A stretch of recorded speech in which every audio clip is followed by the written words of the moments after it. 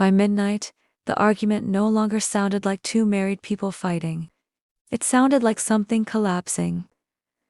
I stood beside the kitchen counter, holding unpaid medical bills against my chest while rain hit the apartment, windows hard enough to rattle the glass. My voice shook when I admitted I was scared about money after the baby arrived. I thought my husband would pull me closer, tell me we would survive this together. Instead, he dragged both hands through his hair and exploded. Then, get an abortion. The silence afterward felt violent. Only 3 hours earlier, he had been laughing with friends at dinner, touching my back affectionately whenever someone mentioned the pregnancy. Now, his face looked cold, almost trapped. He started blaming me for everything suddenly. The expenses, the responsibility, the future he claimed was disappearing because of me. I stood there frozen, one hand over my stomach, realizing the man I trusted sounded like a stranger. Then he grabbed his keys and walked out without looking back. I spent the entire night wondering whether love had died long before. When I first met Daniel, people gravitated toward him naturally. He remembered birthdays, opened doors, and listened carefully whenever anyone spoke. For a long time, I mistook attentiveness for kindness. After we married, the changes arrived slowly enough that I kept explaining them away. He questioned every purchase I made, criticized my marketing job for keeping me too independent, and acted irritated whenever I needed emotional reassurance. If I cried, he called me dramatic. If I confronted him, he accused me of starting problems unnecessarily. During the pregnancy, the distance became impossible to ignore. He skipped appointments, stopped touching my stomach, and worked late almost every night without explanation. Whenever I mentioned baby names or nursery plans, his expression tightened like I was discussing someone else's child. After screaming at me to get an abortion, he vanished for 4 straight days. Then I discovered something that made his disappearance feel terrifyingly suspicious and impossible for me to dismiss as coincidence. 2 days later, one of Daniel's co-workers called accidentally while trying to reach him. Before hanging up awkwardly, she hesitated and quietly mentioned seeing him downtown at an expensive restaurant with another woman the night after our fight. I immediately denied it. Daniel could be cruel lately, distant even, but cheating felt too ugly to believe while carrying his child. Still, once suspicion entered my mind, everything began rearranging itself differently.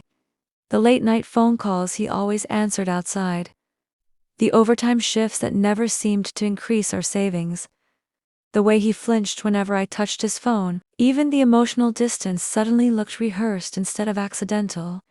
That night, I opened our shared banking app and felt physically sick. Hotel charges, jewelry purchases, restaurant bills far beyond what we could afford. Most happened weeks before he screamed about the pregnancy. When I finally confronted him, his voice sounded frighteningly calm. Maybe this baby happened because we were already falling apart. I stared at the dark apartment afterward, realizing something unbearable. He had emotionally left me long before walking out the door. 3 weeks after Daniel left, I moved into a tiny 1-bedroom apartment above a laundromat across town. The walls were thin, the kitchen smelled faintly like old grease, and every night the pipes rattled loud enough to interrupt sleep.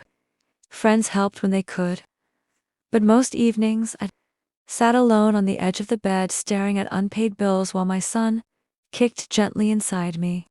Meanwhile, Daniel filed for divorce with terrifying efficiency. No apologies, no conversations, just paperwork and silence. Slowly, survival replaced grief. I took freelance marketing jobs from strangers online, sold my grandmother's bracelet to cover rent, and attended pregnancy appointments, alone, pretending not to notice. Sympathetic looks from nurses. Some nights I cried into bath towels so neighbors would not hear me breaking apart. But somewhere beneath the exhaustion, something harder began forming quietly. The moment my son was born, everything inside me shifted. Holding him against my chest for the first time, I suddenly understood something powerful. The child Daniel rejected instantly became the reason I refused to emotionally disappear beside him forever. 9 years changed everything quietly. I rebuilt my life one exhausting decision at a time until survival slowly became stability. My son, Noah, grew into the kind of boy who noticed when people looked sad and offered them the last piece of candy without hesitation. Every year, though, he resembled Daniel more. Same dark eyes, same thoughtful expression whenever he concentrated. Sometimes the similarity unsettled me unexpectedly. Daniel never once asked to meet him. Eventually, I built a successful consulting career and a peaceful life that no longer revolved around abandonment. The pain faded outwardly, though certain memories still lingered privately like bruises beneath skin. Ironically, Daniel appeared successful too. Promotions, expensive suits, polished social media photos. But mutual acquaintances whispered about failed relationships and emotional instability behind the performance. Then one Thursday evening, everything collided unexpectedly. I attended a corporate networking event downtown and froze after spotting Daniel across the ballroom. Before I could turn away, Noah walked beside me carrying presentation folders. Daniel looked directly at him, then all the color drained from his face instantly. Daniel could not stop staring at Noah. At first, he tried disguising it professionally, nodding through conversations while pretending to focus on business introductions. But every few seconds, his eyes drifted back toward my son again. The resemblance was impossible to ignore. Same cautious smile, same habit of adjusting his sleeves whenever he felt nervous. Watching Daniel recognize pieces of himself in a child he abandoned felt almost surreal. Meanwhile, Noah remained completely unaware of the emotional earthquake unfolding beside him. He politely introduced himself, shook Daniel's hand confidently, and started explaining the presentation materials he helped organize for me. I watched my ex-husband experience something I once begged him to feel years earlier: fatherhood becoming emotionally real. Only now, it arrived far too late. About an hour later, Daniel quietly pulled me aside near the ballroom exit. His voice trembled slightly when he finally spoke. "You really kept him."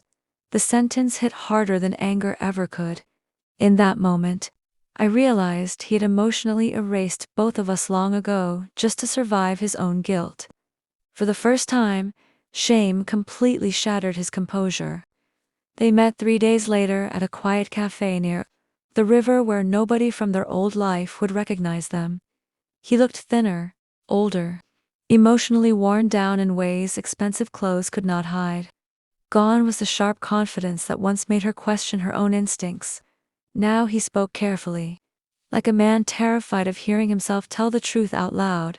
He admitted he spent years convincing himself leaving had been practical, necessary, unavoidable, but eventually the silence stopped. Feeling like freedom and started feeling like punishment. Then he confessed something that hollowed the air between them completely. He had followed their lives online for years, memorizing birthdays and school photos, yet never contacted them because shame kept growing heavier with time. For the first time, he apologized without defending himself, not for leaving her, for making her feel unwanted while carrying their son inside her body. Months later, she stood beside the soccer field watching her son sprint. Beneath the warm evening lights, laughing freely with teammates who adored him. The sound once would have broken her because it reminded her how close she came to collapsing beneath someone else's cruelty. Now, though, she finally understood something powerful. The night her husband screamed, "Get an abortion," was not the moment her life ended. It was the moment she unknowingly began rebuilding herself. Her son became living proof that rejection does not define human worth. Some people destroy love because they are too emotionally weak to protect it. Across the field, her son waved excitedly, and she smiled without sadness for the first time in years. Meanwhile, the man who rejected them remained trapped. Inside, regrets, apologies could never fully repair. She survived, healed, and refused to let emotional cruelty erase her identity or her future.